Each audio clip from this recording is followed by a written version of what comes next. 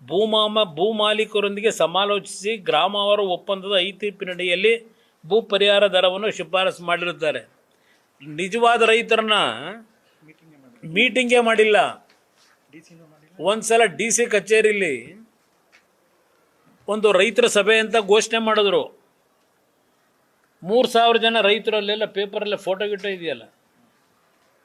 D C ಕಚೇರಿ gate ಹತ್ರನೇ ಬಿಡಲಿಲ್ಲ, ಲಾಠಿ ಚಾರ್ಜ್ ಮಾಡಿದ್ರು ರೈತರಿಗೆ.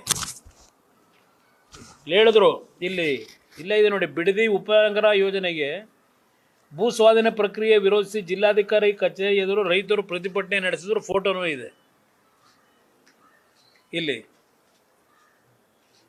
ಜಿಲ್ಲಾಧಿಕಾರಿ ಕಚೇರಿ ಎದುರು ಕಾದು ಕುಳಿತಿದ್ದ ರೈತ ಮಹಿಳೆಯರು ಭೂ ಸ್ವಾಧೀನ ಪ್ರಕ್ರಿಯೆ ಕೈ ಬಿಡುವಂತೆ ರೈತರು ಗುರುವಾರ ಜಿಲ್ಲಾಧಿಕಾರಿ ಕಚೇರಿಯಲ್ಲಿ ಅರ್ಜಿ ಸಲ್ಲಿಸಿದರು. ಅಲ್ಲಿ ಕೆಲವು ಗೂಂಡಾಗಳನ್ನ ಇಟ್ಕೊಂಡು ಜಿಲ್ಲಾಧಿಕಾರಿ ಕಚೇರಿನಲ್ಲಿ ರೈತರ ಮೇಲೆ ಒಂದು ಕಡೆ ಗೂಂಡಾಗಳ ಕೈನಲ್ಲಿ, ಇನ್ನೊಂದು ಕಡೆ ಪೊಲೀಸ್ ಅಧಿಕಾರಿಗಳ ಕೈನಲ್ಲಿ ದಬ್ಬಾಳಿಕೆ ಮಾಡಿ ಡಿ ಸಿ ಕಚೇರಿ ಒಳಗೆ ಬಿಡಲಿಲ್ಲ ಅವ್ರನ್ನ ಚರ್ಚೆ ಮಾಡಲಿಕ್ಕೆ ರೈತರನ್ನು. ಇದು ನಡೆದಂಥ ಪ್ರಕ್ರಿಯೆ, ಭೂಸ್ವಾಧೀನ ಪ್ರಕ್ರಿಯೆ. ಪಾಪ ಇಲ್ಲಿ ಹೇಳಿದ್ರು, ಮಾರ್ಚ್ಗೆ ರೈತರ ಕೈ ಸೇರಲಿದೆ ಪರಿಹಾರದ ಹಣ. ಬಿಡದಿ ಟೌನ್ಶಿಪ್ ವಿರೋಧಿಸಿ ಅನ್ನದಾತರ ಕಿಚ್ಚು ಪ್ರತಿಭಟನೆ ನಡುವೆಯೂ ದರ ನಿಗದಿ ಸಂಬಂಧ ಸಭೆ ನಡೆಸಿದ ಡಿ ಸಿ. ಪ್ರತಿಭಟನೆ ನಡುವೆನಲ್ಲೂ ನೀವು ಮಾಧ್ಯಮದಲ್ಲಿ ಬರೆದಿರೋದು ಇದು. ಇಲ್ಲಿ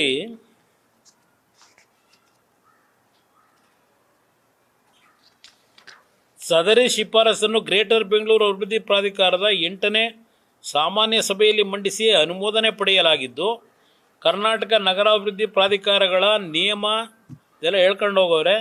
ಅಭಿವೃದ್ಧಿ ಹೊಂದಿ ಮಾರಾಟ ಮಾಡಬಹುದಾದ ವಿಸ್ತೀರ್ಣವು ಲಭ್ಯವಾಗಿ ನಿರೀಕ್ಷಿಸಿದ 44.5% ಅಂತ ಹೇಳ್ತಾರೆ.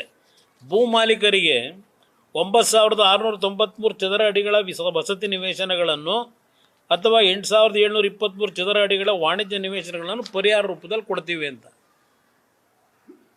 ಇವರು ಈ ಯೋಜನೆ ಮಾಡೋದು ಯಾವಾಗ, ಈ ಪರಿಹಾರ ಇವ್ರು ಕೊಡೋದು ಯಾವಾಗ? ರೈತ ಮತ್ತೆ ಹೋಗ್ಬೇಕು, ಅಲಿಬೇಕು, ಕೈಲಿ ಸ್ವಲ್ಪ ದುಡ್ಡು ಇಟ್ಕೊಂಡು ಸಾಲ ಮಾಡಿ ಆ ಜಾಗ ತಗೊಳ್ಳೋದಕ್ಕೆ.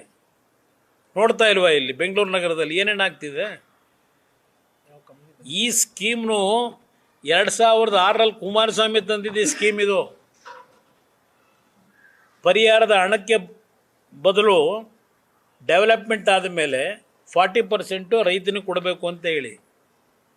ಈಗ ನಿಮ್ಮ ಬಿಸ್ನೆಸ್ ಕಾರಿಡಾರು ನಮ್ಮ ಕಾಲದಲ್ಲಿ ನಾವು ಆ್ಯಕ್ಚುಲಿ 300 ಅಡಿನ 300 ಮೀಟ್ರ್ ಅಣ್ಣ ಜವರಾಯಿಗುಡ್ರೆ ನಿದ್ದೆ ಮಾಡ್ತೀವಿ. 100 ಮೀಟ್ರ್ ಜಾಗ ಬಿಡಬೇಕು ಅಂತ ಹೇಳಿ ಈಗ ಅದನ್ನು 65 ಮೀಟ್ರಿಗೆ ಇಳಿಸಿದ್ರು. 65 ಮೀಟ್ರಿಗೆ ಇಳಿಸಿ 35 ಮೀಟ್ರ್ ಕೊಡ್ತಾರಂತ ಈಗ ದುಡ್ಡನ್ನ. ಕ್ಯಾಶ್ ಕೊಡೋದಿಲ್ಲ ದುಡ್ಡನ್ನ ರೈತನಿಗೆ ಭೂ ಪರಿಹಾರ. ಅಂದರೆ ರೈತನ ಜಮೀನನ್ನೇ ತಗೊಂಡು ರೈತರ ಜಮೀನ ಇದನ್ನು ಕಡಿಮೆ ಮಾಡಿ ಆ ಡೆವಲಪ್ಮೆಂಟಿಗೆ ರೋಡಿಗೆ ಅದ್ರಲ್ಲಿ 35% ಕೊಡ್ತಾರಂತೆ. ಅದಕ್ಕೊಬ್ಬ ಈಗ ಅದೆಂಥದ್ದು ಒಬ್ಬರನ್ನ ಅಧಿಕಾರಿ ಇಟ್ಕೊಂಡು ಅವ್ರು ರಿಟೈರ್ ಆಗಿ ಎಷ್ಟು ವರ್ಷ ಆಯ್ತಾ ಗೊತ್ತಿಲ್ಲ, ಮನೆ ಹಾಳು ಮಾಡಿ ಸರ್ಕಾರದಲ್ಲಿ. ಹಾಂ, ಅತೀಕ ಗೊತ್ತಿಲ್ಲ ಯಾರಮ್ಮ.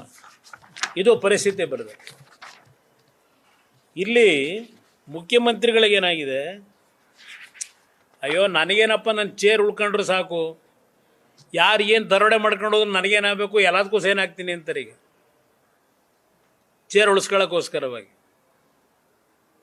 ಇದು ನಡೀತಾ ಇರ್ತಕ್ಕಂಥದ್ದು. ಇಲ್ಲಿ ನೀವು ಸಣ್ಣ ಆಗಬೇಕಲ್ವಾ, ಅದು ಒಂದು ಉತ್ತಮ ಆಹಾರದಿಂದ ಸಣ್ಣ ಆಗಬೇಕಲ್ವಾ. ಪ್ರತಿದಿನ ನಮ್ಮ ಜೀನಿ ಸ್ಲಿಮ್ನ ಯೂಸ್ ಮಾಡಿ ಯಾವುದೇ ಸೈಡ್ ಎಫೆಕ್ಟ್ ಇಲ್ದಂಗೆ ನೀವು ಸಣ್ಣ ಆಗ್ತೀರಾ.